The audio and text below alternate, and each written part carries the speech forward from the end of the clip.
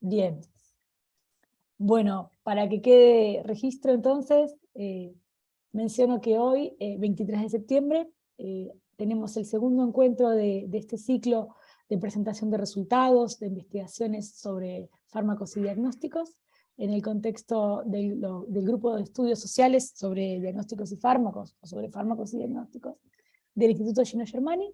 En este segundo encuentro tenemos el agrado de recibir y de escuchar y compartir con la doctora Marcia da Silva Mazón, docente de la Universidad Federal de Santa Catarina, e integrante de este grupo de estudios, el trabajo, consumo de psicofármacos y estilo terapéutico, los límites en el uso racional de los medicamentos. Marcia va a compartir también una presentación que vamos a ver todos y acompañar. Muchas gracias, Marcia, por tu presencia aquí. Gracias, Euge.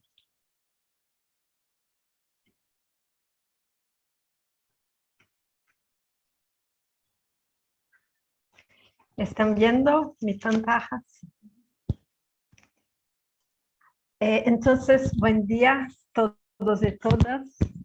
Muy feliz, muy contenta de compartir este espacio con ustedes en este grupo GESFID y de sumarme a estas discusiones sobre fármacos y diagnósticos, que es mi tema. Y es un honor compartir mi trabajo aquí.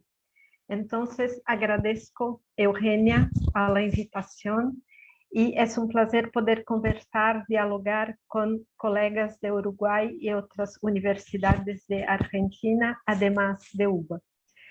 Entonces, lo que elegí presentarles hoy es parte de las investigaciones que vengo desarrollando desde el 2018 sobre la industria farmacéutica y el consumo de psicofármacos. Ese sería entonces como mi tema más grande.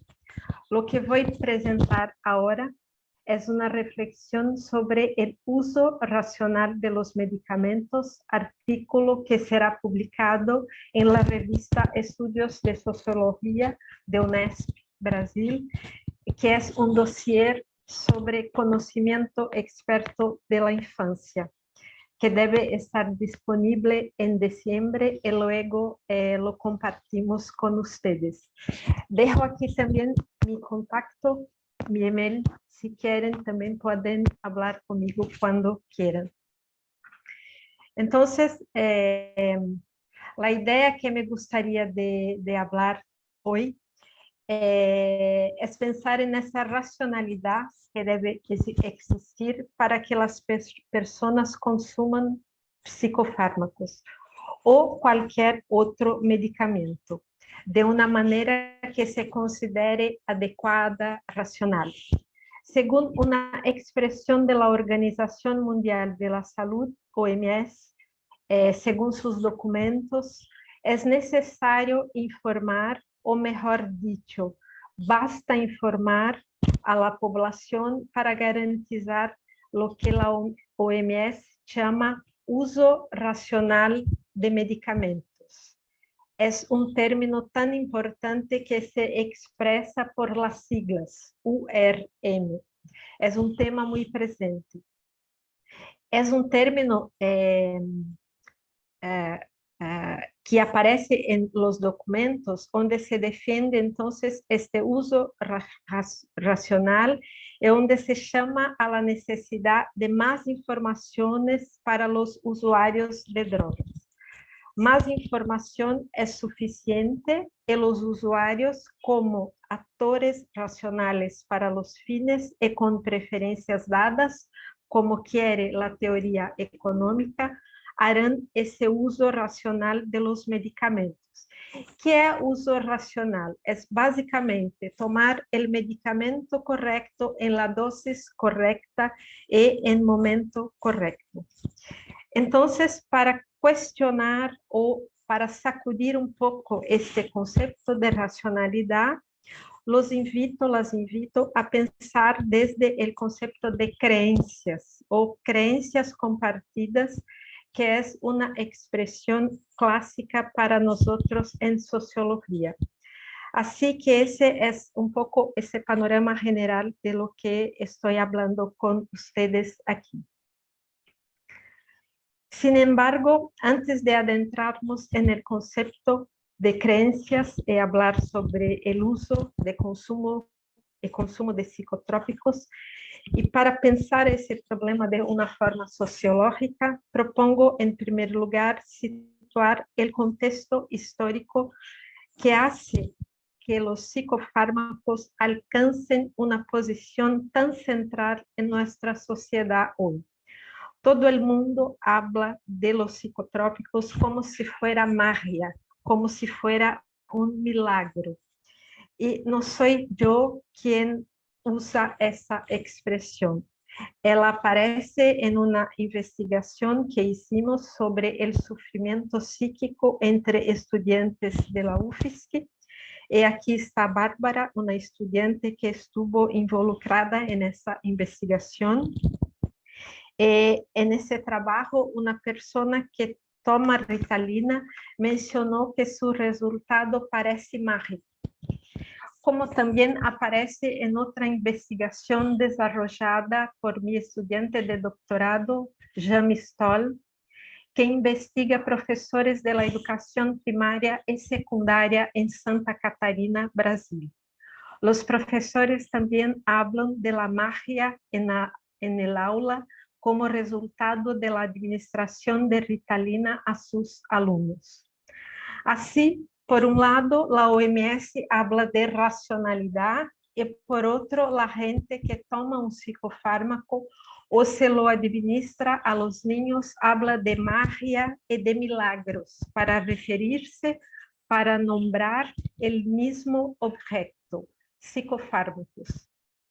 El aumento de la prescripción de metilfenidato para personas con TDAH. Recuerdo que Brasil es el segundo más grande consumidor después de Estados Unidos. Es considerado como emblemático de los límites del uso racional de medicamentos.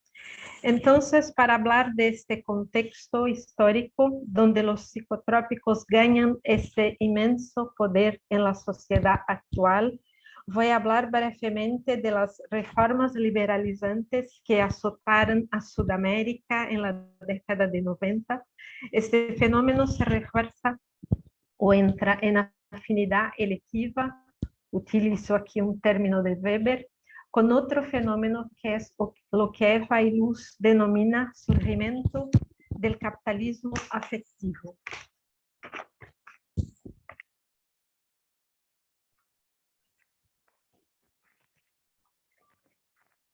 Así que voy a dividir mi charla en 3 momentos. El primer, hablo de esas reformas liberalizantes en el área de la salud y las especificidades de la industria farmacéutica, o por qué la industria farmacéutica es diferente de otras.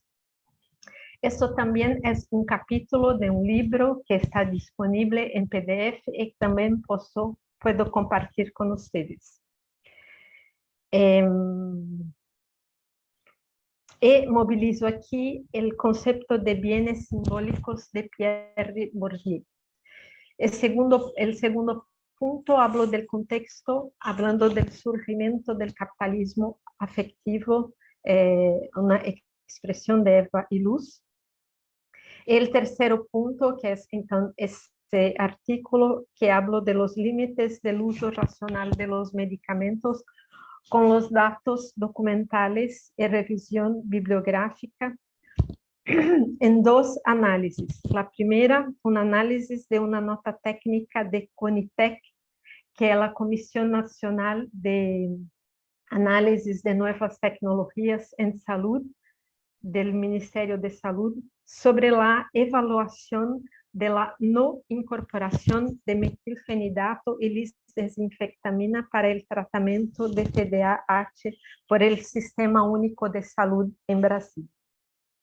Ritalina forma parte de este conjunto de medicamentos que el Ministerio de Salud opera con compra pública y pone a disposición en los centros de salud.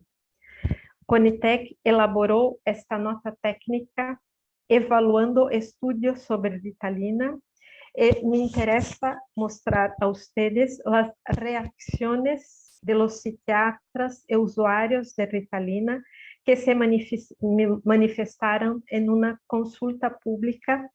Y el segundo punto, hablar de las reacciones de los psiquiatras que aparecen en entrevistas sobre el control coordinado por la Anvisa, que es la Asociación de Vigilancia Sanitaria en Brasil, sobre la chequera del metilfenidato. Hasta aquí estamos bien. ¿Hay dudas, comentarios? ¿No? Solo uno, Marcia, una consulta.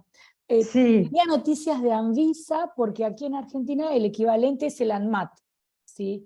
Sí. Pero el CONITEC, ¿depende de Anvisa también? ¿Es un organismo al interior de Anvisa o es diferente? Porque lo que hacen es elaborar documentos técnicos. Anvisa moviliza a CONITEC Bien. cuando hay necesidad de una evaluación de cualquier cosa, de una nueva tecnología o de una revisión de una tecnología ya usada, como es el caso de metilfenidato en este documento. Clarísimo, ¿sí? Muchísimas gracias. Entonces, ahora hablo de las reformas de la década de 90, en especial hablando del sector de salud. Entonces, las reformas liberalizantes son este momento de impulso de la industria farmacéutica. En ese momento, el complejo médico-industrial se reposiciona a través de la publicidad directa al consumidor, cambiando la definición de enfermedades y creando nuevas entidades nosológicas. Aquí ya hablamos mucho de DSM, no voy a hablar hoy, mas está también en esta discusión. Asimismo, el complejo médico industrial presiona a las agencias reguladoras para que aprueben nuevos medicamentos. Corporaciones de salud asumen responsabilidades administrativas en las instituciones estatales. En este punto, la idea de intervención estatal será reemplazada por la noción de eficiencia y eficacia en el sector público. Las reformas liberalizantes de la salud van acompañadas de la creación de organizaciones de atención administradas, MCOs, que son empresas privadas que son subsidiarias de compañías de seguros, sociedades administradoras de fondos mutuos o fondos de pensión. Esto es un dato de Iriarte. Esta privatización del sector salud alcanzó un nuevo nivel entre 2001 y 2015, cuando se produjo una expansión del consumo interno sustentado con el aumento de oferta de crédito. Según Lavinas y Gentil, el sistema financiero encontró un nicho de expansión en los servicios tradicionalmente prestados por el Estado: salud, educación y pensiones. Este proceso se realiza con el aporte del Estado, el cual reduce o deteriora su oferta pública de manera que desincentiva la demanda de la sociedad. Hago aquí un paréntesis solo para mostrar la actualidad y el peso de las privatizaciones. Esta semana estamos a 9 días de la primera vuelta en Brasil, momento muy importante para nosotros. Se están realizando debates para los cargos de presidencia, Senado y gobierno estatal. En la campaña del estado de São Paulo, que es el estado más grande de Brasil en términos económicos y de población, el diario Folha de São Paulo es el mayor en circulación en el país. Promovió un debate sobre el tema de salud de la campaña de los candidatos al gobierno de São Paulo. Luego vinieron los secretarios de salud, el sindicato de los hospitales, y vino un representante del sector privado que es nada más, nada menos que Hansen, que es una multinacional productora de psicotrópicos y que es muy importante en Brasil. Esta representante habló de la necesidad urgente de flexibilidad regulatoria, que los nuevos medicamentos se aprueben más rápidamente. Y aquí cierro mi paréntesis.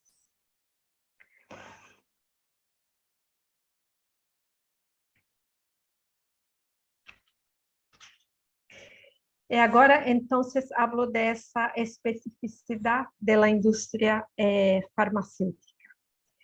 Então, cada setor de qualquer indústria tem uma grande inversión em investigação de mercado, lançamento de produtos, promoções e estratégia de distribuição.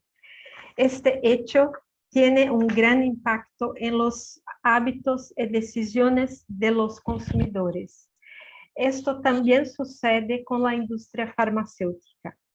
Sin embargo, probablemente ninguna otra industria tenga un peso tan decisivo en el consumo como la industria farmacéutica, en particular de psicotrópicos. No solo por su peso económico, que como otros sectores invierte millones en investigación de nuevos productos, sino también por su peso simbólico. La industria farmacéutica vende un bien con características particulares. Es un bien credencial.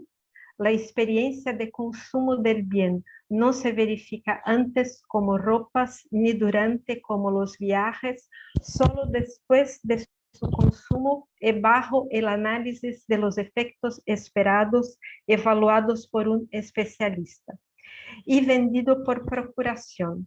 Necesitamos receta médica para comprarlo en la farmacia.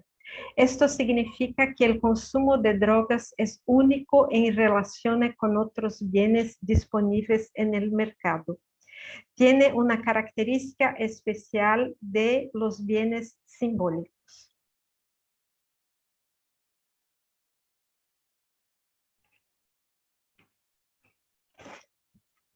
Según Bourdieu, estos bienes se construirían en las manos del productor y en los ojos de quienes los reconocen y consumen. Y aquí hago una citación de Bourdieu: el trabajo de fabricación no es nada sin el trabajo colectivo de producir el valor del producto y el interés por el producto. Siempre, según Bourdieu, la producción de la obra de arte como objeto sagrado y consagrado es producto de una empresa de alquimia social en la que los agentes que intervienen en la producción colaboran con la misma convicción y con beneficios muy desiguales a los clientes entusiastas y vendedores convencidos. Transpongo este racionamiento para pensar a los mercados de los psicotrópicos. Un otro concepto muy importante de Bourdieu acá es el concepto de campo, o campo como espacio de disputas. El campo para Bourdieu es el espacio donde se produce, distribuye y consume un bien. En el campo hay luchas por los criterios para definir cuál es el objeto en disputa. En la parte 3 de mi presentación aquí hablaré sobre estas disputas discursivas que movilizan qué es la buena salud mental, qué son los derechos del consumidor. Bourdieu utiliza el concepto de campo para pensar diferentes mercados. Para Bourdieu, el mercado no se constituye como un juego libre de fuerzas abstractas entre oferta y demanda. Es más bien el resultado de un amplio arreglo social que involucra a agentes e instituciones en procesos político-culturales complejos y contestables. Estos procesos constituyen una jerarquía moral que legitima la valoración y fijación de precios de bienes y personas. El ámbito económico se acomoda a la máxima negocios son negocios, es decir, el lugar donde se autoriza la disputa abierta con fines de lucro. Universos como la alta costura, el campo literario y el campo científico, y aquí mencionamos el campo farmacéutico como un punto de encuentro entre la ciencia y la industria. Es bueno recordar que si ustedes acceden a las webs de la industria farmacéutica, verán que la industria no se quiere llamar de industria. Les gusta autodenominarse como laboratorio para mantener esta identidad siempre cercana a la ciencia.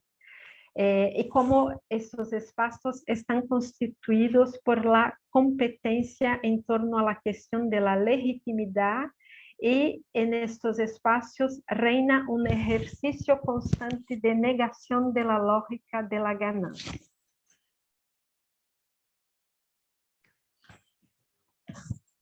Negar impone envolver estos bienes en una aura de encantamiento, encanto que podría estar ligado a la dominación carismática del curandero que lo produce, pero que Bourdieu observa como parte integrante de la constitución del campo.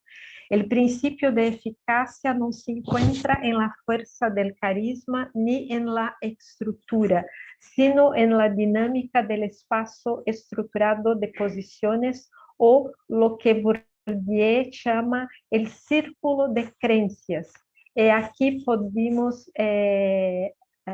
relacionar con el concepto de hacer creer o de regímenes de veredicción en Michel Foucault.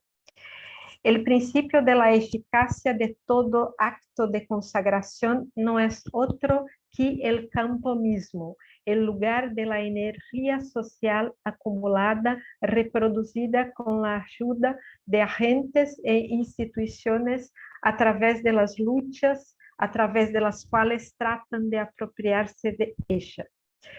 Bourdieu, al abordar el mercado de la vivienda, demuestra como una necesidad o un objeto de consumo que no existía, las casas, que se crea como un arbitrario cultural.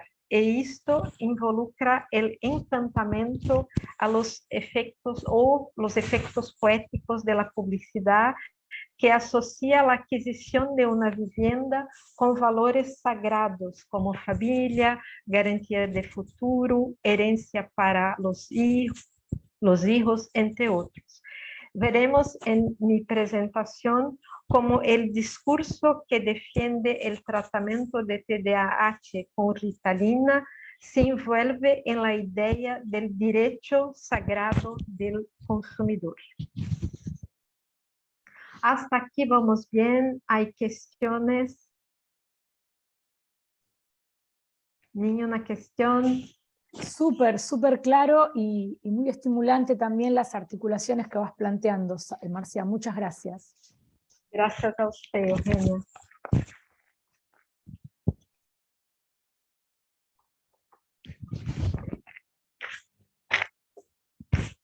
Entonces, ahora hablo muy rápidamente del concepto de capitalismo afectivo en Eva Illouz. Para Illouz, el psicoanálisis ha reconfigurado la vida psíquica, o mejor dicho, la forma en que las personas miran su vida psíquica. Estas teorías formulan un nuevo estilo afectivo que Illouz denomina terapéutico. Este estilo dominó la escena cultural norteamericana y luego se extendió por todo el mundo. El estilo afectivo moderno se formó principalmente, pero no solo, por el lenguaje de la terapia que surgió entre la Primera y Segunda Guerra Mundial. Según Illouz, este hecho ha generado mercados que antes no existían, o al menos no existían con la fuerza que tienen hoy. El modelo psicológico del individuo ofrece nuevos marcos seculares y amorosos, ya sea en el conocimiento o en la superación personal, en los que la reflexión sobre las emociones y su gestión juega un papel fundamental. Este modelo invita a reconsiderar la forma en la que los individuos otorgan sentido y valor a sus relaciones sociales, a sus compromisos, conductas de vida, deberes, placeres, así como la forma de orientarse en el plano moral. Aquí destaco esta cuestión a nivel moral. Veremos en lo que les mostraré de mi análisis cómo los usuarios defienden el derecho a consumir drogas y se sienten ofendidos por discursos contrarios. Entonces es un fenómeno moral.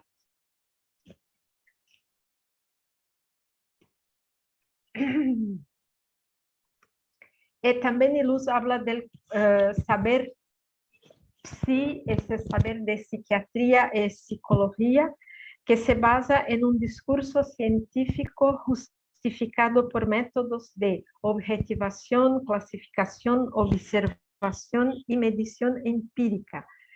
Permite entonces la elaboración de prácticas individualizadas de reflexividad dirigidas a identificar, monitorear, transformar y regular las emociones. En ese sentido, regular emociones pasa a ser leído en el debate público como un derecho del consumidor paciente.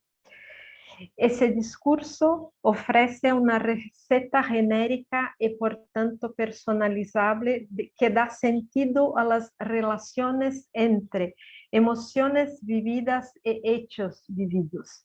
Todas estas transformaciones están ligadas a una otra característica. Las personas y sus emociones se han convertido en un objetivo de una industria en la que se nombran productos como salud mental, desarrollo personal y bienestar emocional. Este credo terapéutico fue más allá al formular la cuestión del bienestar en términos médicos y patologizar la vida ordinaria. Cuando existe un ideal de salud mental indefinido y en constante expansión, cualquier conducta puede ser inversamente etiquetada como patológica, enfermiza, neurótica. El sujeto participa en la esfera pública a través de la interpretación y exposición de sus sentimientos privados. Esta narrativa terapéutica, segundo Iluz, entiende la vida como expresión del sufrimiento y, lo más importante, responsabiliza al individuo de su sufrimiento, eliminando el contexto en el que se generó. Entonces, aquí rápidamente para decir que hay esa afinidad electiva entre esas reformas liberalizantes que mencioné y esa emergencia de este capitalismo afectivo. Entonces, finalmente hablo de mi campo de análisis, que es esas estrategias discursivas que me gustaría discutir con ustedes. Entonces, la primera análisis se refiere a un documento publicado por Conitec en 2021 que aborda el mercado de metilfenidato. El informe se refiere a la evaluación de la incorporación, que será no incorporación en ese caso, de metilfenidato para el tratamiento del TDAH en el Sistema Único de Salud.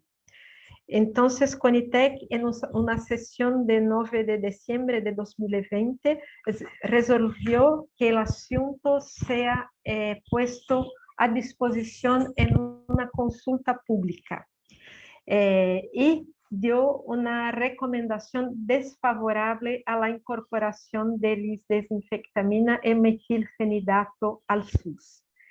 Entre otros factores, se consideró que la evidencia que sustenta la eficacia y seguridad para el TDAH es frágil dada su baja o muy baja calidad, así como el alto aporte de recursos económicos.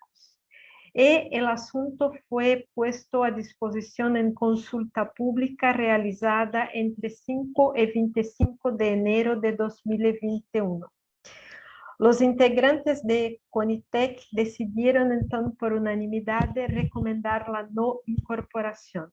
Esto generó una reacción en cadena muy fuerte y que aparece en esta consulta pública. Allí colaboraron médicos, usuarios y la propia industria. Este informe llama la atención sobre las justificaciones que la industria farmacéutica y los profesionales médicos dieron a sus ideas sobre lo que es el tratamiento de TDAH y el metilfenidato. Es posible observar esta alternancia de justificaciones, ya sean justificaciones económicas y justificaciones de salud. Y participaron entonces de este proceso 52 aportes de profesionales médicos, de los cuales 44 fueron desfavorables a la recomendación de no inclusión del metilfenidato. Y ahora voy a mostrar algunas de esas justificaciones, que es lo que creo ser lo más importante acá. Entonces, primero las justificaciones de los profesionales médicos, que son esas que llamo justificaciones de salud.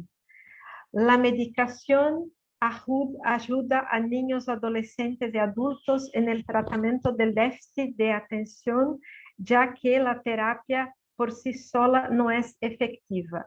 No hay estudios que comprueben esta idea. El TDAH es una enfermedad muy prevalente y los estudios demuestran la eficacia y seguridad del tratamiento con esos medicamentos. Y ahora, justificaciones de mercado. El TDAH no tratado aumenta la posibilidad de desarrollar ansiedad y depresión en el futuro. Además, conduce a mayor deserción escolar, menos años de estudio, mayor dificultades en el mercado laboral y salarios más bajos. Los costos del TDAH no tratado para las personas y la sociedad son muy altos. También acá no hay estudios que comprueben esta idea. Estos son medicamentos costosos, muchos no pueden pagarlos. El TDAH no elige la clase social, pero en Brasil tu dificultad para pagar y acceder al tratamiento puede determinar si mejorarás o no. Esto es socialmente injusto. Entonces, aquí vemos movilizado el fenómeno descrito por Eva y Luz, el sufrimiento psíquico como un mal democrático que atañe a todas las clases sociales, y aquí hablando del concepto sagrado de justicia, como tomar Ritalina es sinónimo de justicia. Y ahora hablo de los justificaciones de un consumidor.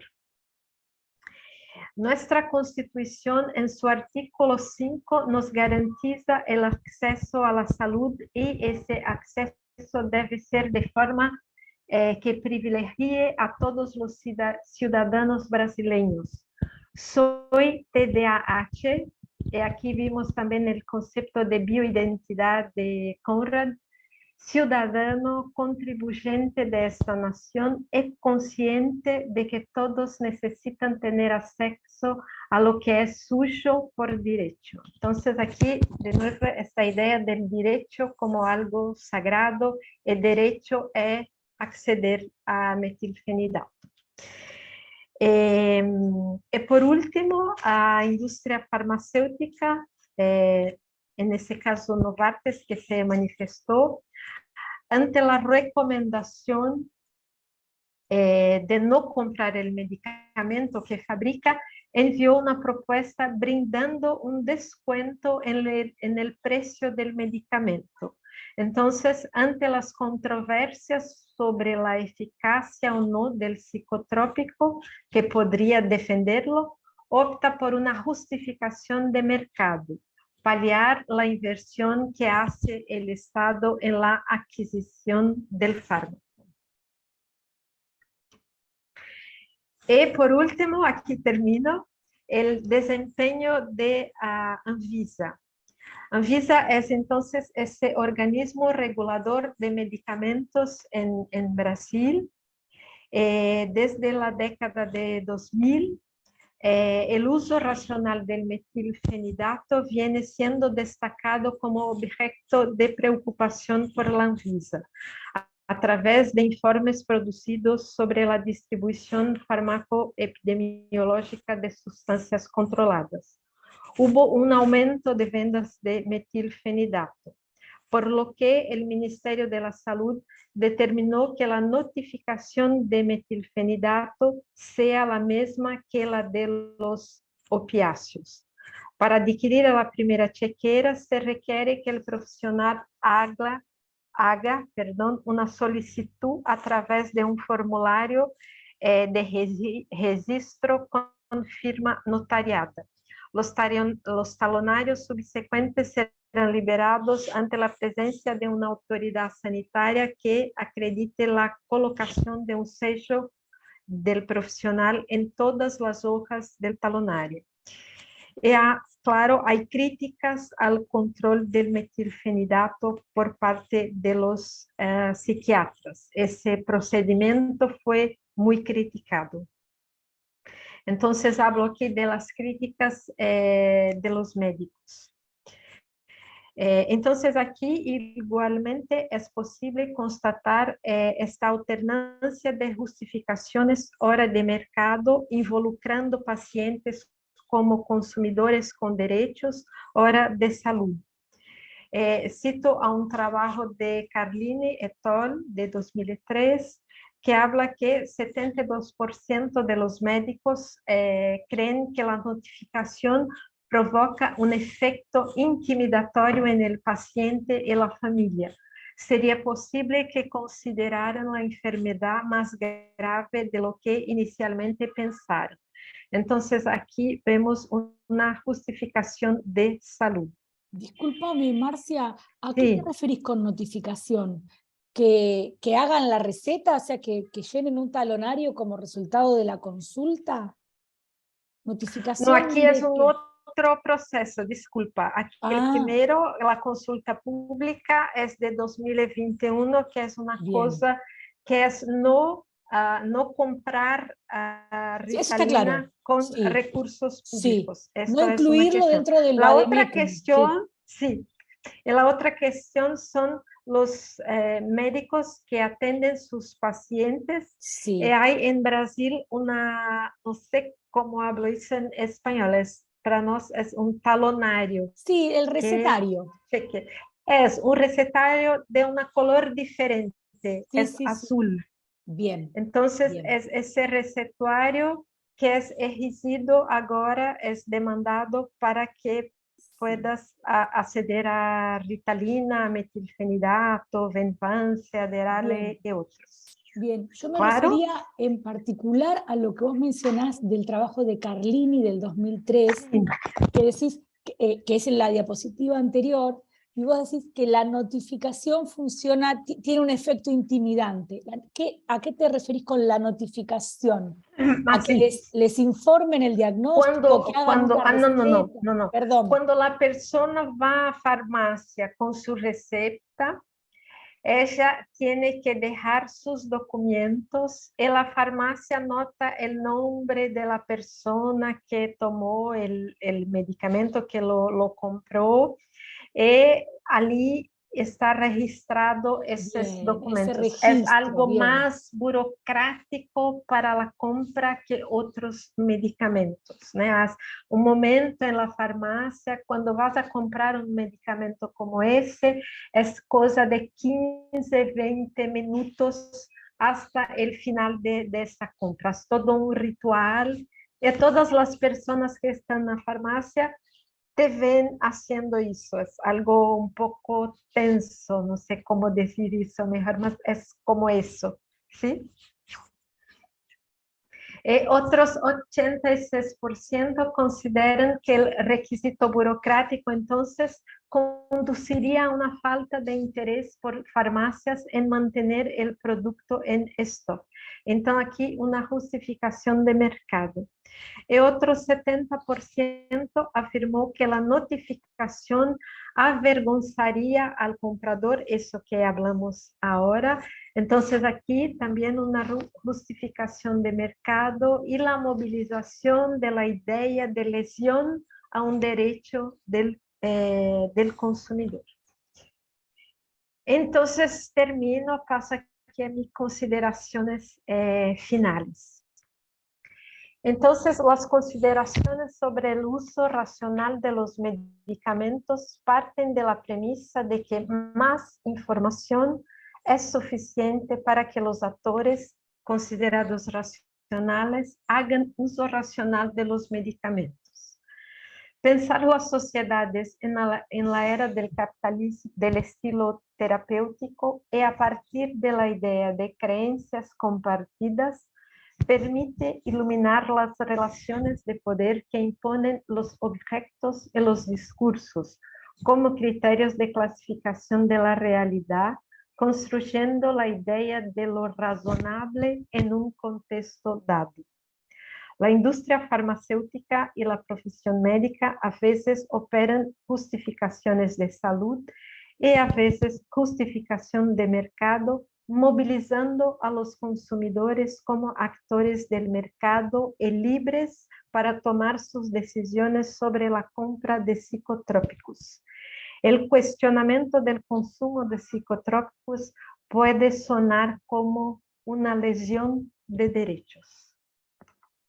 Y por fin, termino, como pondera y luz, los problemas del mundo privado llenan el espacio público. En ese entorno, la movilización de ciudadanos que cuestionan la sobremedicación con metilfenidato puede sonar como una restricción a los derechos de los consumidores, tanto como el poder económico del complejo médico-farmacéutico. Mi artículo buscó mostrar cómo el campo simbólico poblado por los discursos de actores poderosos urge más investigaciones. Gracias por su paciencia y atención. Muchísimas gracias, Marcia. Me bulle en la cabeza, tengo muchas cuestiones para plantear, para consultarte, para ampliar. Qué bueno que estés, Andrea, también vos, porque la experiencia de Uruguay, ahora veo en relación a Brasil, ¿no? Los matices que tiene, y me remite también a la experiencia en Argentina, como viene siendo. Lo primero que te quiero preguntar, como para terminar de clarificar algunos puntos de este proceso con CONITEC. Hoy por hoy, el CONITEC lo que hizo fue una propuesta técnica de no recomendar la incorporación al SUS en el vademecum, digamos, en el inventario de medicamentos que cubre el Estado brasileño para el caso del metilfenidato y la lisdexanfetamina, creo que se llamaba. Ambos son utilizados para el diagnóstico de TDAH exclusivamente, digamos, ¿o no? Creo que sí, exclusivamente para TDAH. Bien, porque eso también ha sido parte, por eso no quiero abrir muchas cajas, pero si querés ampliamos en esto. Uno de los temas que aparece recurrentemente es si está indicado, o si en el país va a aparecer, digo por cómo diagnósticos y fármacos, viste que yo siempre lo planteo como esa unidad mínima que cuesta mucho desmenuzar y decir, bueno, solo fármaco. una de las cuestiones que aquí fue resultado de una lucha de posiciones y de validaciones y de legitimaciones de saberes, fue que en los prospectos de los medicamentos, no tengo ninguno acá en el papelito, acá tengo uno, miren. Acá, en los papelitos, la indicación terapéutica fuese exclusivamente para TDAH y tanto en el metilfenidato como en la atomoxetina, que acá se indica también para el tratamiento. Sí. En otros países está también indicado para la narcolepsia y otros diagnósticos, aunque se sabe que para la narcolepsia hay medicamentos más específicos y con menos efectos adversos. Entonces, ese es uno de los niveles que quería plantear. Y yo lo que te quería preguntar finalmente se llegó a un desenlace, se han expedido, está bloqueado entonces el ingreso del metilfenidato y la lisdexanfetamina al SUS, o todavía está en proceso eso? No sé si hay una otra consulta Ok, ahora, pero bien. hasta el último momento que Sí, lo último pesquisé que no tenés. había otra recomendación. Entonces, eh, la droga es vendida, pero no es Exacto. distribuida por el Estado de manera de compra pública. Esa es Exacto, la diferencia, ¿sí? sí. Que no es una cosa, en Brasil, Ritalina, si tienes una receta, no es muy cara, no es muy cara, Ah, no sé ¿no? cuánto, no. Bueno, eso Pero cambia acá en las Argentina. personas no consiguen comprar, no consiguen accesar la receta muy fácilmente. Tienes que ir a un médico que vas a recetar. Entonces, lo que hay muy generalmente acá es que algunas personas que consiguen la receta la distribuyen a otras personas. Vimos Eso lo eso compartimos con en los las jornadas. estudiantes, Sí, sí, me en las acuerdo. jornadas de Sí, salud población, sí, sí. que hay esta venda, ¿no? Una persona compra la caja y vende los Comprimidos. ¿viste? Sí, Comprimidos a estudiantes diferentes. Ahí el precio sube bien, 1000%. Es mucho bien. más de lo que se vende en una farmacia. Entonces, hay ese circuito legal de la droga, pero hay ese otro circuito ilegal que no hay números porque no hay cómo medir cómo se hace eso, pero es muy común que se haga ese tipo de cosas. Bien, bien. Acá agrega Bárbara, Mm. Pense, debe estar mencionándolo, debe ser la Ah, compulsión lisdexanfetamina, alimentar. Sí, gracias, claro, Bárbara. porque Sí, tiene un efecto de anorexígeno, sí, sí. entonces debe ser por esa línea. Ok, entiendo. Bien, acá hay alguien que Pero quiere... creo que un otro es importante su sugerencia, otro aspecto es mirar los papelitos para ver cuáles son las definiciones de enfermedades que están incluidas en estos medicamentos. Sí, Yo lo menciono para hacer este punteo sí, es muy informal sobre importante, las sí, diferencias con Argentina, donde eso se vio como una, digamos, eso se fue visto como un triunfo de la especificación, ¿no? De decir, bueno, hay que, hay que reducir la posibilidad de que el medicamento en el circuito legal, y eso lo entendí bien, ¿no? En el circuito de prescripción de fármacos y sí, de venta de la receta en el legal, hay que reducir la multiplicidad de diagnósticos por los efectos adversos, es un medicamento que hay que controlar. Entonces aquí fue entendido como un tema que significaba digamos, un uso más racional, no, quizás no formulado solamente así, pero se planteaba sí. en esos términos. Y había algo sí, sobre el circuito y a qué receta, digamos, cómo es la receta, en qué farmacias se dispensa. Acá también había una cuestión, coincido con vos, Marcia, tiene todo un circuito donde no cualquier farmacéutico tampoco lo puede archivar o, digamos, o estoquear en su farmacia. Tiene que garantizar una seguridad en el stock, porque no puede quedar a mano, está en una botica cerrada, con llave, y por eso también hay un registro para los farmacéuticos responsables de las farmacias. Por eso digo, no solo se registran quienes lo consumen, se registran quienes los dispensan, o sea, los médicos también están anotados en un registro especial. Los sellos en la receta son de una lista cerrada, no cualquiera puede recetar Ritalina acá. Sí. Estamos hablando del circuito legal, por supuesto después aparece todo lo que vos mencionás, y en plataformas de venta online aparece blister de medicamento. No digo que sea totalmente efectivo. Entonces se registran quienes consumen, quienes recetan, y se registran también quienes lo tienen guardado, o sea, los farmacéuticos. Y la receta también es de un talonario numerado que es por triplicado y tiene los mismos recaudos que los opiáceos. Por eso digo que tiene que ser atesorado de una manera específica, con una garantía de archivo para que no sea de fácil acceso, de seguridad. Aquí también llegas en la farmacia con una guía, pero el farmacéutico hace 2 copias, eso queda con una y una otra que va a un sistema de control del Ministerio de Salud.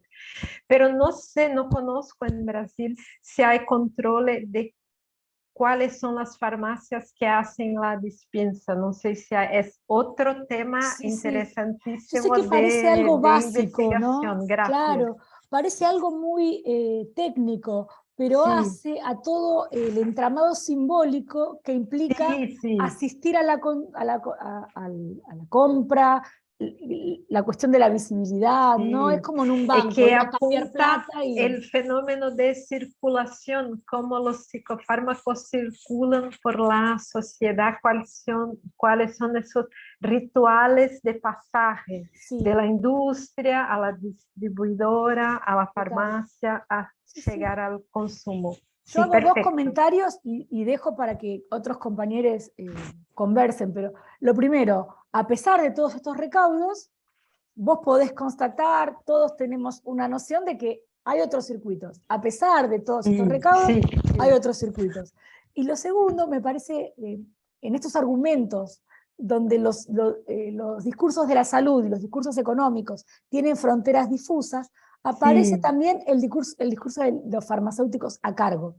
Me acuerdo que entrevisté farmacéuticos en distintos momentos de las investigaciones sobre específicamente metilfenidato y me decían, mira, lo hacemos, pero no ganamos mucha plata con esto. Lo único que nos trae esto es problemas. Se tarda más en completar el circuito, tenés que designar personas especiales, nosotros tenemos que hacer más trámites. Era medio, bueno, lo hago porque soy bueno, porque plata no me da.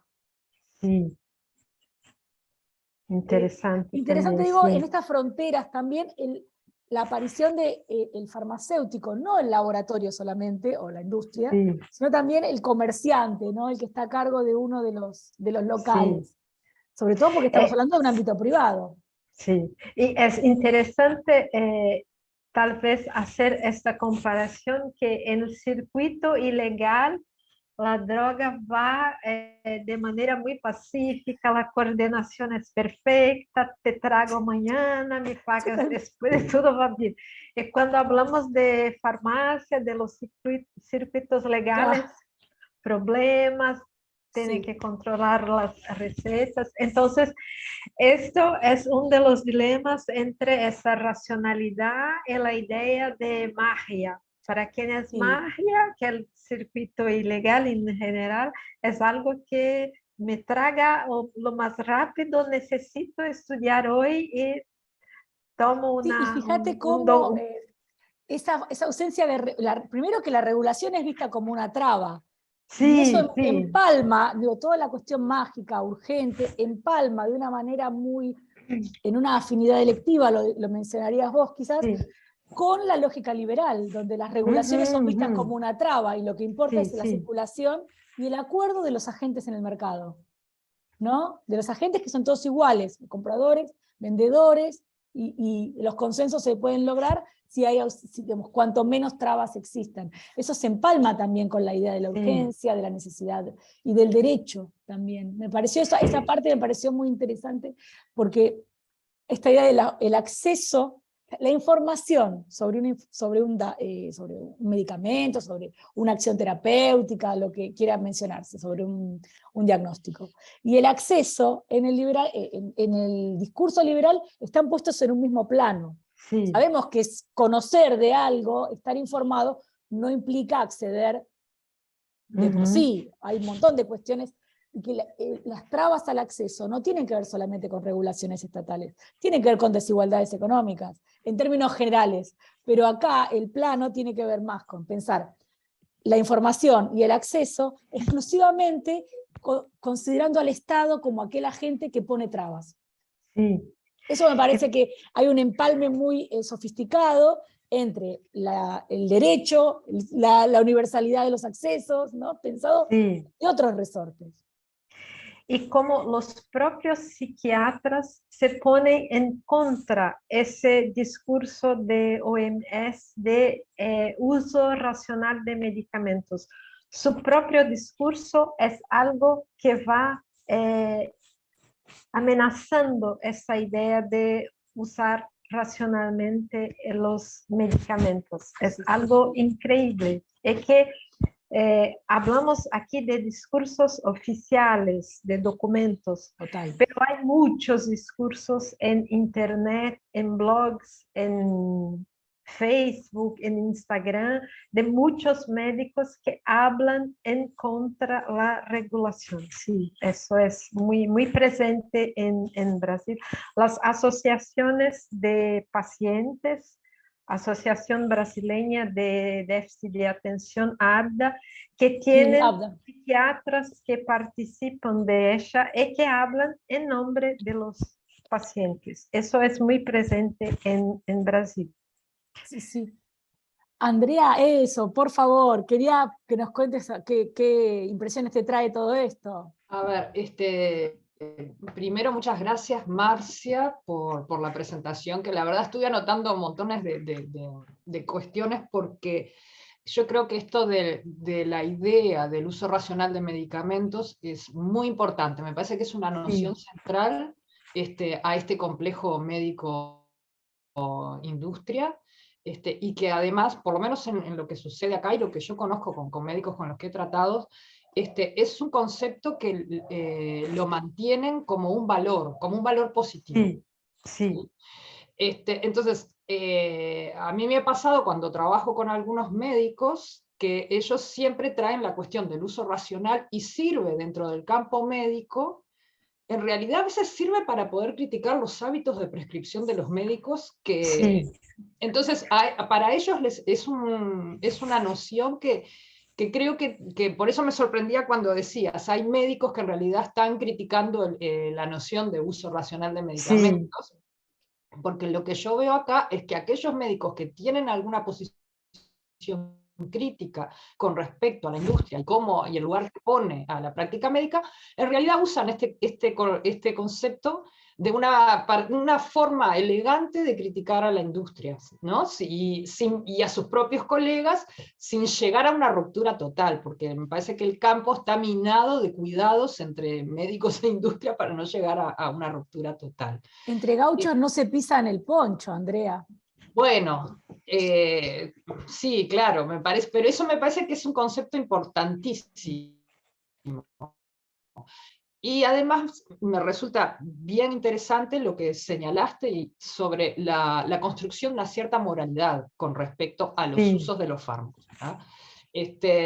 Nosotros lo hemos encontrado, por ejemplo, trabajando sobre la cuestión de las benzodiazepinas, ¿no? Que el cuerpo médico siempre pone la cuestión de la moralidad, de lo que está bien y de lo que está mal, en el individuo. O sea, o es el propio médico que es un mal médico y que se equivoca, y generalmente es el médico que vio antes, ¿no? No son ellos, sino los médicos que vieron antes a los pacientes y se equivocó al hacer la receta o al permitir que alguien consumiera durante un largo tiempo, o es el individuo, el sujeto que consume, el que se equivoca en la forma de de usar el medicamento. Entonces, Marcia, yo te pediría, si pudieras profundizar un poquito más entre esta relación entre el concepto de racionalidad, de uso racional de medicamentos y la moralidad, porque me parece que eso nos puede ilustrar bastante y podemos avanzar un poco más en la discusión. Por otro lado, en relación a lo que ustedes cuentan, a mí me queda una duda, porque por lo que entendí, ustedes están diciendo que ahora, para acceder a la Ritalina, tanto en Argentina como en Brasil, tiene que haber un registro de quién se lleva el medicamento, quién lo expende, digamos, lo otorga, y además quién hace la prescripción. La duda que me queda ahí, porque creo que en Uruguay seguimos en otro nivel de prescripción. O sea, ¿está la Ritalina en una regulación excepcional con respecto al resto de los psicofármacos? ¿Es eso? ¿Con el resto de los psicofármacos no No es pasa? excepcional en relación al resto de los psicofármacos, sino que asimila, por lo menos en Argentina, o equipara el almacenamiento, la distribución y los registros a otros medicamentos. ¿Viste la Junta Internacional de Estupefacientes? Sí, la JIFE, sí, bueno, sí. va en esa línea. ¿Sí? Pero entonces los equipara con los opioides, por ejemplo. Sí. Está. Por ejemplo, con los opioides, es muy distinto de benzodiazepinas, hipnóticos, Exacto. Antidepresivos, antipsicóticos, más en la línea, tiene los mismos recaudos que se tienen, creo que es lista 3, acá se le llama así. Yo no tengo, si eso es internacional o es una... Es internacional. Una combinación entre internacional Ajá. y alguna cuestión nuestra, ¿me entendés? Que haya tenido que ver con alguna instancia previa. Pero están como lista 3. Y esto requiere esto que te digo, todas las características que les mencioné respecto de todo lo demás. Bien, entonces nosotros estamos en... Ustedes son más liberales. Sí, sí.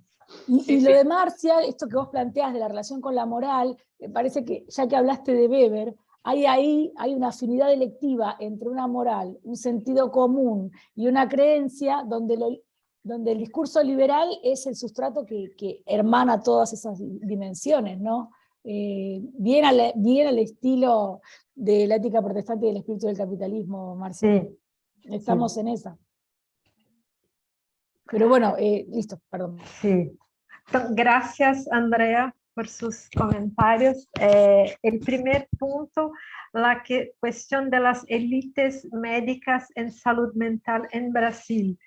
En Brasil hay dos élites diferentes, una élite de izquierda y una élite de derecha. La élite de derecha defiende Ritalina, psicotrópicos, tiene una relación muy cercana con la industria farmacéutica. La élite de izquierda en Brasil es el contrario de eso. Tiene una relación de lucha con la industria farmacéutica y está muy cercana del sistema único de salud. La reforma psiquiátrica fue hecha en Brasil por esta élite, que es lo que quiero estudiar ahora, que es estas dos élites en la producción de políticas públicas en Brasil. Creo que sería un trabajo muy interesante si pudiéramos hacer una comparación Brasil, Argentina y Uruguay, hablando de esa conformación de nuevas élites a partir de esa emergencia de la industria de psicotrópicos en particular, esa élite de la salud mental. La cuestión de la moralidad sí es la cuestión central, porque cuando las personas toman un asunto como algo que para ella es algo moral, esto cierra el debate. La persona no escucha más ninguna otra cosa que hablas. Entonces, ¿por qué es muy importante discutir estos temas y mirar estas movilizaciones que hacen los psiquiatras? Porque esto es parte de lo que podemos decir que es cómo mueren las democracias, cómo se derruban las democracias por estos discursos que son discursos que un poco cómo balanzan el espacio público, porque esas personas están como cegas, están sin enxergar otras cosas por esa idea que es tu derecho consumir este medicamento. Entonces, este campo moral pienso que es uno de los más importantes temas que pudiéramos estudiar para hablar de salud mental hoy. Y la cuestión que creo que Eugenia ya le respondió, que es que aquí es lo mismo, hay un control de psicotrópicos y ahora metilfenidato y desinfectamina entra en ese mismo control que es el mismo de opiáceos entonces. No sabía que en Uruguay es diferente, también muy interesante de pensarmos ahí comparaciones entre los tres países. Y gracias, Andrés. No, gracias a ti, Marcia.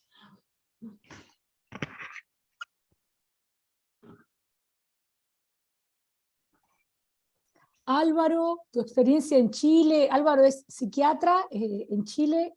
¿Te resuena? ¿Te trae alguna...? A mí, Euge, esta discusión, bueno, ya no me tensiona, porque hace años atrás me tensionaba un montón cuando estaba en la formación de psiquiatría y escuchaba los discursos. Afortunadamente, me formé en una escuela crítica de élites de izquierda, como diría Marcia. Entonces, la tensión ha sido permanente contra la hegemonía de los hospitales psiquiátricos y también con el tema de la industria farmacéutica, que finalmente cuando uno no adscribe, digamos, a esas prácticas o esas ideas, es un poco cancelado del campo, entonces ahí se generan tensiones muy, muy importantes. Pero afortunadamente también estamos agrupados, tenemos nuestras propias ideas. En Chile tenemos algunas cosas parecidas y algunas distinciones. Los psicoestimulantes, el Ritalin, las anfetaminas, son comprados hace por lo menos 10 años por el Sistema Nacional de Salud, es decir, se entregan gratuitamente al 80% de la población que potencialmente lo pudiera requerir. Y lo que hemos visto es un aumento explosivo de la demanda por consumo de estos medicamentos en niños. Ha aumentado mucho la presión de los colegios porque los niños vayan al médico y se les prescriban estos medicamentos. Son medicamentos de uso muy controlados, tal cual como ustedes lo plantean. Están en lista 1, que es una regulación internacional, que son como no se pueden traficar, están en lista 1. Ocupamos un formulario distinto. Les muestro, esta es una receta estándar en Chile. Aquí prescribo cualquier cosa, benzodiazepina, y las otras van en esta otra, que es otra receta, que es como mucho más regulada, en triplicado, etc. En fin, tienen otras características. Lo que es interesante también es que la industria, a través de su poder y de su saber, digamos, porque van generando mucho conocimiento, lo prescriben, en Chile no está regulado a qué diagnóstico en particular uno le puede prescribir, por ejemplo, anfetamina. Se sabe que son para el déficit atencional del niño y ahora también del adulto, que es la moda, que en el fondo son gente que está con dificultades en el rendimiento, cuestiones muy complicadas. Pero la industria también se ha movido mucho, y esto yo creo que tiene que ver con algunas culturas más bien norteamericanas, con el uso off-label de los medicamentos, que es cuando uno prescribe medicamentos para otras prescripciones. Con respecto en particular al tema de los psicoestimulantes, el uso off-label que están tratando de impulsar son evidentemente la narcolepsia, ¿no es cierto?, los estados de agotamiento y tratando de colocar algún tipo de diagnóstico.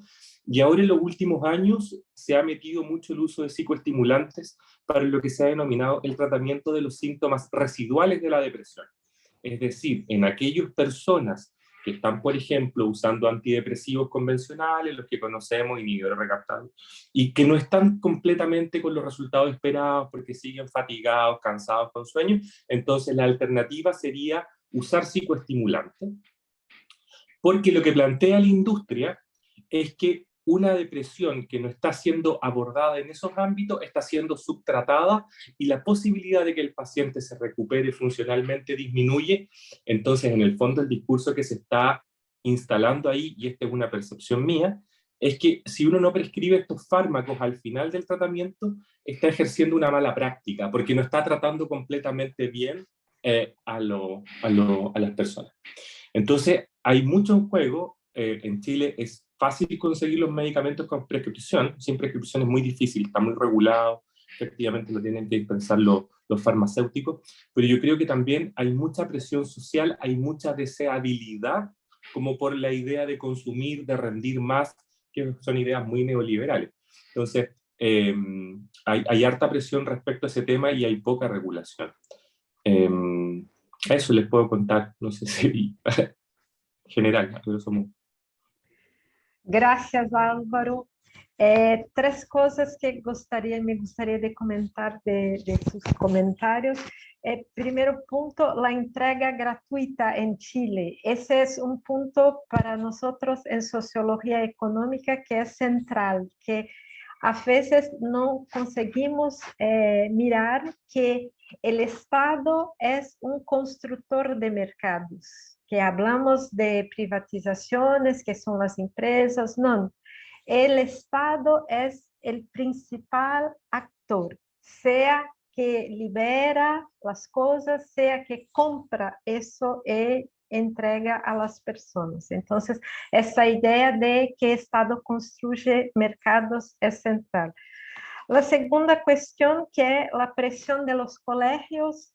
Tengo entonces ese estudiante de doctorado, Rami Stoll, que está trabajando en Santa Catarina con colegios públicos, y que esos colegios son los profesores que dan Ritalina a sus alumnos. Los profesores tienen el WhatsApp de médico, de psiquiatra, ellos mismos dan, ellos tienen una ficha de que llenan con datos de sus alumnos y hacen esa vigilancia constante de sus alumnos para saber a quién indicar Ritalina. Algunos de ellos hablan eso. Podríamos ser psiquiatras ya. Entonces, eso está muy presente en Brasil hoy. Es un otro tema fuerte para el momento. Es como si Freire nunca hubiese existido, Marcia. Sí.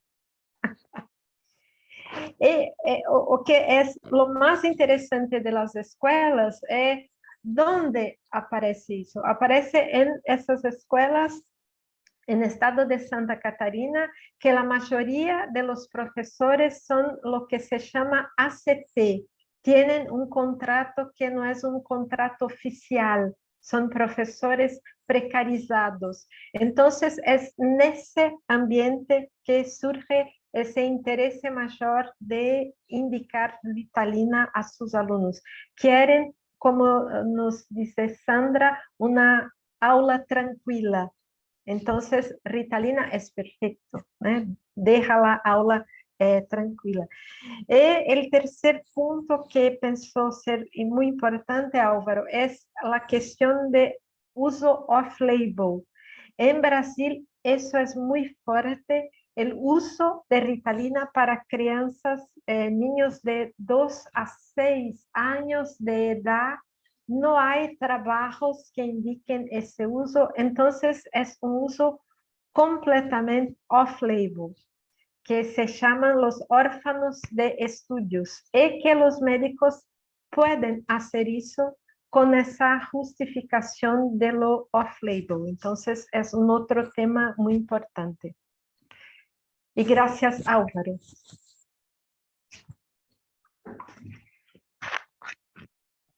Bien, no sabía eso de los niños tan pequeños que se estaba indicando.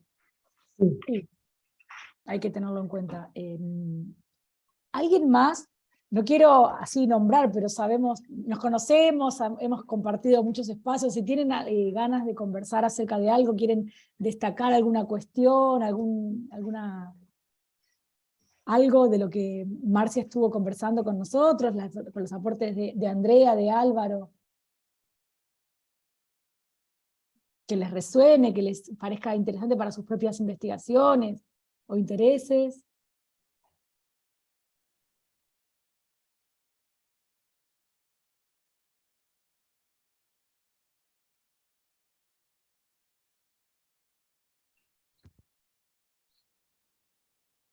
Sí, Álvaro. Bueno, sí, a mí me parece, me parece tremendamente interesante y me parece que esta investigación y la línea que nos está mostrando Marcia me parece tremendamente relevante porque es un campo en disputa muy, muy importante.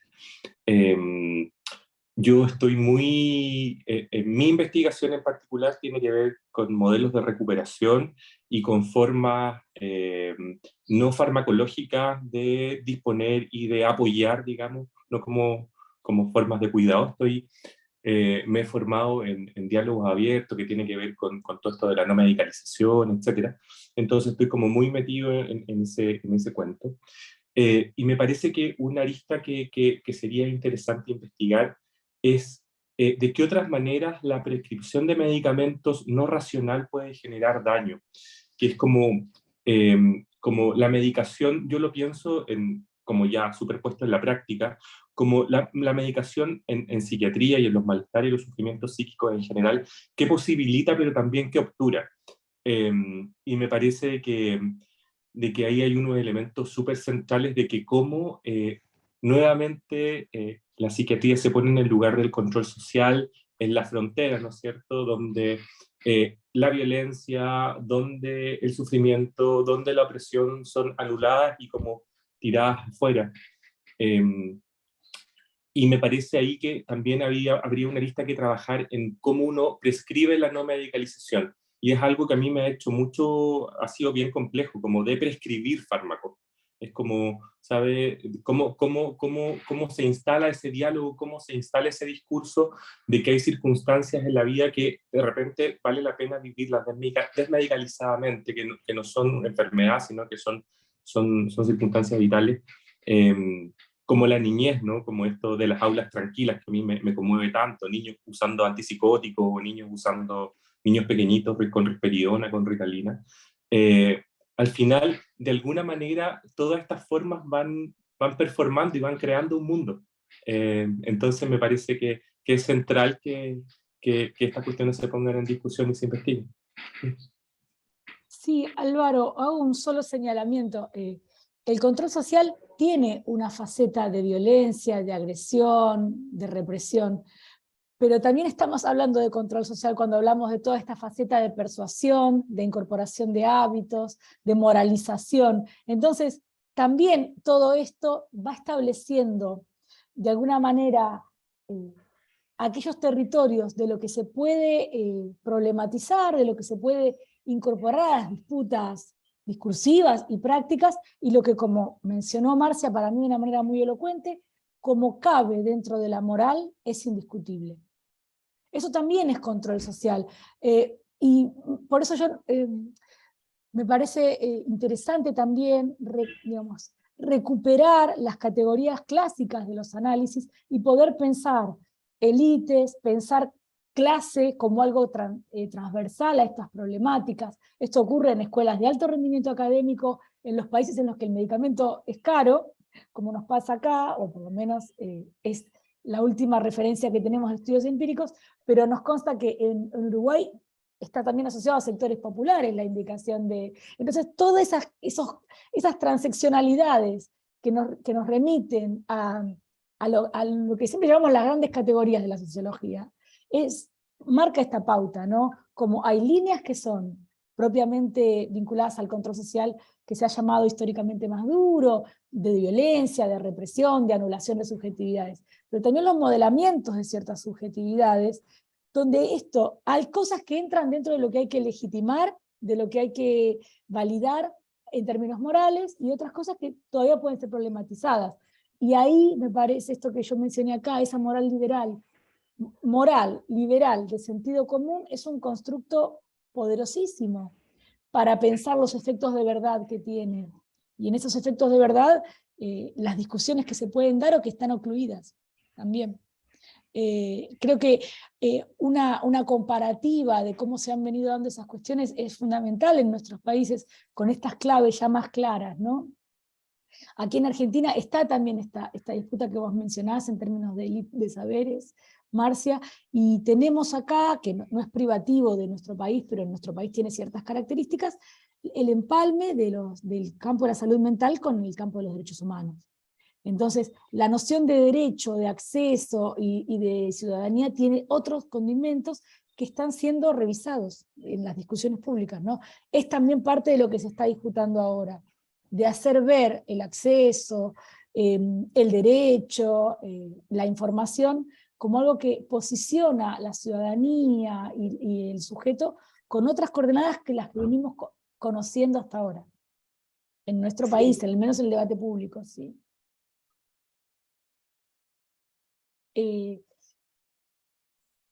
Si no hay ningún otro comentario, yo, no sé, ¿alguien quiere hacer algún otro comentario? Para enlazarlo con el encuentro anterior que estuvo Esteban, digo, nos queda pendiente y es una dificultad que por lo menos yo he manifestado en términos de investigación y que hay que poder empezar a saltar. Así como Esteban trabajó el volverse depresivo, con investigaciones directas hacia las personas que están atravesando la situación, a mí me parece que las representaciones, los imaginarios de los que participan las personas que tienen un diagnóstico de TDAH, o no teniendo un diagnóstico de TDAH, utilizan metilfenidato, me parece que hay que poder abrir eso, también es un terreno a trabajar. Y paradójicamente, y no lo digo desde una cuestión de un pragmatismo amoral, pero paradójicamente el hecho de que se haya ensanchado la población que utiliza nos habilita también otras herramientas como investigadores para analizar, por ejemplo, en lo que es estudiantado universitario. Me parece que ahí se revitaliza la herramienta de la entrevista, que siempre estuvo un poco trabada, ¿no? Por lo menos para mí, en lo que es acceder a las personas cuando se trata de niñas, ¿no? De niños, niñas y adolescentes. Al ser adultos me parece que se habilitan también otros entramados, y que hacen a una capa nueva de lo que es la vinculación entre fármacos y diagnósticos en relación al TDAH. Es una capa más reciente para nuestros países, por lo menos acá en Argentina, ¿no? Y está avalado a nivel internacional porque el DSM lo retiró como diagnóstico de inicio en la infancia, adolescencia o juventud, al ser ¿cómo le llaman? Un lifespan spectrum, al ser un espectro de toda la vida, habilita a poder pensar en esas poblaciones, ¿no? Como para conocer sus sentidos, sus significados. Muchos habrán sido de niñez también, ya vendrán con el diagnóstico, otros quizás no. Bueno, estamos, me parece, bien con el tiempo. Esteban, bien. Bueno, gracias Marcia, me encantó la investigación, lo que trabajaste, me parece interesantísimo y necesario también investigar sobre estos temas, la industria farmacéutica y demás. Entre tantas cosas, una de las cuestiones por ahí que más interés me despertó, que quería ver si podías profundizar un poco, es esto de las estrategias de negación, por así decir, de presentación simbólica, de no como industria, sino como laboratorio. Si podés ampliar un poquito en esa cuestión y también en esto de no publicar, si se quiere, las ganancias que tienen, o negar la dimensión, podemos decir, más del interés material o económico. Bueno, eso simplemente si podía un poquito profundizar en ese punto. Gracias. Sí, gracias a usted, Esteban. Entonces, hablar de estas estrategias de negación, dos puntos me parecen centrales. El primero, que está en artículo, no hablé acá porque son muchas cosas, es que la industria gasta más dinero con su imagen, con propaganda, que con nuevas nuevos productos. Gasta más dinero con esa cosa de imagen, de hacer sus sites, de hacer una imagen siempre asociada a esta idea de laboratorio. Y lo que es más importante es que los contenidos de estos discursos son siempre diciendo que quien gana con eso son los consumidores usuarios. Lo que la industria gana es mínimo si comparado con lo que gana el consumidor de este psicotrópico. Este es un punto. Otro punto es eso que el trabajo operatorio mayor es lo de mantener psiquiatras. No solamente psiquiatras formados, sino psiquiatras en formación. Entonces, la industria farmacéutica invierte mucho dinero en esos pesquisadores, investigadores iniciantes que están iniciando su carrera y que van a hacer artículos y que la industria va a firmar esos artículos junto con esas personas. Si ustedes vienen, por ejemplo, la primera página de DSM, el libro del DSM, hay la lista de las personas que contribuyeron con esta versión, la última de 2013, y hay la lista de los que tienen intereses conjuntos con la industria farmacéutica. Esto está publicado en el propio libro. Y hoy en día todos los artículos que salen en las grandes revistas del sector médico de psiquiatría, también los artículos presentan qué es la industria que está invirtiendo dinero en esas pesquisas. Entonces ahí vimos un poco de esas estrategias de negación. Entonces la industria no es una industria, es un laboratorio, es una productora de ciencia y de bienestar para la humanidad. Entonces, un poco, ¿no? Hay muchas otras cosas, más apenas como ejemplo de lo que sería esa denegación de la ganancia de la industria.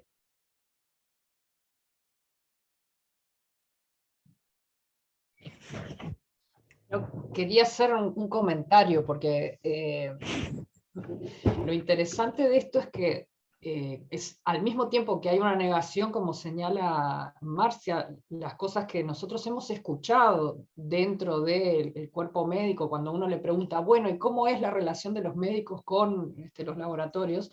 Es que esta misma vinculación del laboratorio con la industria y con los intereses comerciales los exime de ciertas responsabilidades. A mí eso me ha llamado siempre la atención, porque ellos dicen, bueno, en definitiva laboratorios es una empresa y la empresa quiere generar ganancias. Entonces, esto que podría ser como, ¿no? La empresa por un lado quiere asimilarse a la ciencia, pero igual el cuerpo médico los disculpa por estas enormes ganancias y por incluso lo feroz que son en el marketing con respecto a ellos mismos, porque el valor de la empresa parecería que se da por sentado, entonces ellos tienen que hacerlo porque son una empresa.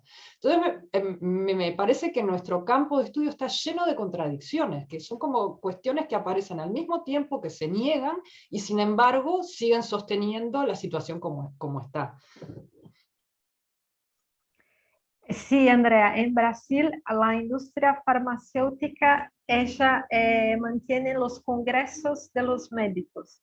Es siempre en la abertura de los congresos es una charla de alguien que va a hacer una homenaje, un louvor, un saludo a alguna industria farmacéutica diciendo, si no fuera la industria, nada de eso sería posible. Y aquello que ya comenté en mi charla, que estamos haciendo las discusiones de la primera vuelta en Brasil y la industria farmacéutica está dentro de esas discusiones, está en el debate público, como si fuera una parte del debate público. Entonces, son muy presentes. Y para eso, psiquiatras, tener una relación con es importante pensar sobre esas conexiones, que son conexiones cognitivas y morales al mismo tiempo. A esos psiquiatras es como un reconocimiento de su capacidad estar en una relación con la industria farmacéutica. Ellos me eligieron porque soy un buen profesional. Entonces, es una relación de admiración realmente. Es increíble eso, sí. Bueno, Marcia, muchísimas gracias. Me encantó la presentación, un montón de Gracias, cosas. Julián. Gracias, Andrea, también, Álvaro y Euge, obviamente. Muchas cosas. En principio, digamos, lo último que señalaban, y en todo tu discurso se me generaba esta idea de la polivalencia táctica de los discursos, ¿no? Que señalaba Foucault en términos de que se llama al derecho, ¿no? A la justicia, a mayor información, como si fuera algo, digamos, intrínsecamente bueno. Eh, y que se juega todo el tiempo, ¿no? Y por eso las contradicciones que creo que decía Andrea recién en todo este ámbito, ¿no? Cómo se pone en juego todos esos ideales de alguna manera que están o que han estado históricamente situados en una parte al menos de un espectro político, se vuelven en contra, por decirlo de alguna manera, para un mayor control, estimulación y demás. Ahora, en ese sentido estaba pensando, y con la definición de capitalismo efectivo que traes de Iluz, relaciona lo que Castell señala en su momento en la Sociedad Psiquiátrica Avanzada como tres modelos de intervención. Uno ligado a la prohibición o la cura, otro más ligado a la cuestión de la prevención y otro a la estimulación, ¿no? Quería saber cómo ves estos tres modelos, cuál funcionaría en el caso de los psicofármacos. Yo tengo una ligera sensación de que es totalmente ambiguo, ¿no? De que funcionan incluso los tres al mismo tiempo. Eso por un lado. Y después, digamos, en todas estas entrevistas, en todo el trabajo que venís realizando y trayendo, digamos, para nuestro lado, por decirlo así, la polivalencia de los discursos, ¿qué encontrás vos como, no sé, esperanzador, por decirlo de alguna manera? Digamos, que no sea solo la medicalización de la vida, incluso algo más fuerte, que es como decía Álvaro hace un ratito, pensar de que estas cuestiones pasan a ser temas de salud cuando son, en definitiva, una cuestión más existencial, si se quiere, como hay un pasaje desde estas terapias, desde lo científico, si querés, a lo filosófico, ¿no? Cuando se tratan de cuestiones de, digamos, más allá de las contradicciones internas de este mundo, se trata de eso, de cómo afrontar ciertas problemáticas inherentes a nuestra vida. Entonces, esas dos preguntitas, digamos, y bueno, muchas gracias por todo. Gracias, Julián, por sus preguntas. La primera, con relación a los tres modelos de intervención sobre prohibición, prevención y estimulación, creo que hay dos discursos que movilizan dos puntos que son extremos distantes. Entonces, cuando hablamos de una élite de izquierda en Brasil, muy cercana del Sistema Único de Salud, del Ministerio de la Salud, hablan siempre en términos de prevención. Esta es una apelación, un saludo a la idea de prevención en salud. Y cuando hablamos de esa élite, que es una élite muy cerca de la industria farmacéutica, entonces siempre esa idea de estimulación. Creo que es muy interesante movilizar estos conceptos de Castell, de su sugerencia, para pensar estas dos estrategias de actuación. Con relación a la intervención, al futuro de esas cuestiones, yo creo que una cuestión hoy que es muy central es lo que podemos decir sobre la formación de médicos en Brasil, que es una formación muy poco crítica aún con relación a estos modelos, ¿no? No solamente porque no hay contenidos sobre esos temas en salud para los médicos, como la industria está dentro de las escuelas de medicina. Entonces, hay necesidad de hacer una reflexión sobre eso y algún control de esos procedimientos. Entonces, yo creo, mi esperanza está en las elecciones que van a acontecer en Brasil en 9 días de hoy y que pueden traer alguna, pelo menos una mínima, algún cambio en esos modelos de salud pública en Brasil. Porque en Brasil hay una ley de salud mental, pero a cada día que pasa se disminuyen lo que se invierte en salud pública para el sistema público, para la prevención, y aumenta mucho lo dinero que va a comunidades terapéuticas. Hablábamos de ellas en el inicio de mi charla hoy, que hay ese problema en Argentina, una persona que fue detenida hoy, Teto Medina, todo ese entorno de comunidades terapéuticas como espacios donde no hay derechos.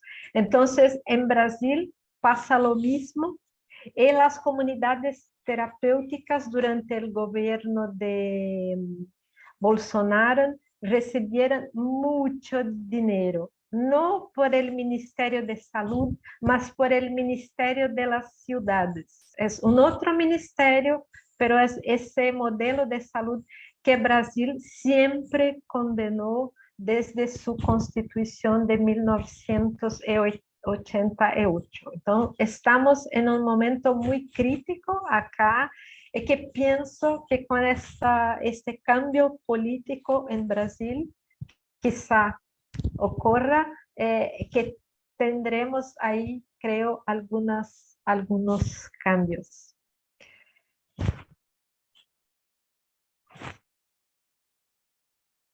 Natalia. Marcia, primero, muchísimas gracias por su presentación. Me encantó oírte. Gracias a vos. Buenísimo. Y bueno, vos planteaste un poquito acerca de la visión de los consumidores. Y Sí. me gustaría preguntar si tienes más algún discurso de los consumidores, porque así podemos ver justamente los efectos de tanta inversión de dinero en publicidad de la industria farmacéutica, ¿verdad? Y otra pregunta también es acerca de esa élite de derecha, de una formación tan poco crítica de los médicos, si eso llega a los médicos del Sistema Público de Salud de Brasil, o sea, si los médicos del SUS también recetan esos medicamentos, aunque no sean distribuidos por el SUS. Bueno, Sí. es eso. Con relación a la visión de los consumidores, no traje otras porque son muy cercanas de aquellas de lo que hablan los psiquiatras. Traje apenas una que habla de derecho como algo sagrado.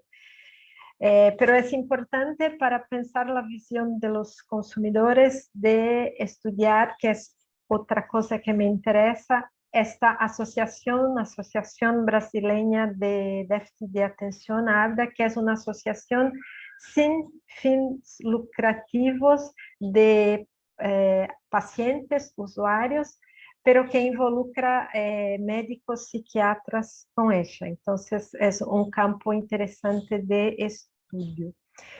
Con relación a cuestión de la élite, cualquier médico que va cualquier psiquiatra que va al sistema público, en general, puede haber excepciones, pero en general son médicos formados en la izquierda, que tienen una visión política de izquierda muy, muy clara. Y los médicos de la élite que están cerca de la industria farmacéutica están casi todos en el sistema privado. Tenemos claro, excepciones que son los 3 grandes nombres de psiquiatría en Brasil, que son profesores de universidades públicas, USP, Universidad de Rio Grande do Sul, Federal de Rio de Janeiro, creo que es la tercera, y que son grandes nombres, tienen los principales artículos, están en los principales congresos, pero en general es esa la separación más o menos. Sería también otro tema interesantísimo de investigación, que es estudiar las trayectorias de los psiquiatras dentro del sistema público y sistema privado, y su posición en relación a medicación y psicotrópicos. Y gracias, Natalia. Bueno, estamos llegando al horario planificado. Si quieren hacer algún otro comentario, tenemos unos minutos más. Y si no, reitero y redoblo el agradecimiento. Qué interesantes son estos espacios, cómo se están configurando, las posibilidades que nos están dando para poder pensar comparativamente los procesos que quizás veníamos registrando y documentando de manera aislada. Me parece que ahí se abre una posibilidad muy interesante. Marcia, abriste tantas dimensiones de análisis que me parece que tenemos para seguir pensando, reflexionando y conversando más allá de este encuentro, ya que tan generosamente nos pasaste tu correo para seguir charlando. En lo que tiene que ver con lo operativo, en el mes próximo vamos a organizar un encuentro más y después, el último mes, hacemos el cierre de este ciclo que arrancó tan humildemente, pero me parece que va tomando una carnadura más que importante, así que les estaremos informando en las próximas semanas acerca de ese encuentro del mes próximo. Y seguimos en contacto, ¿sí? Porque evidentemente hay mucho para trabajar.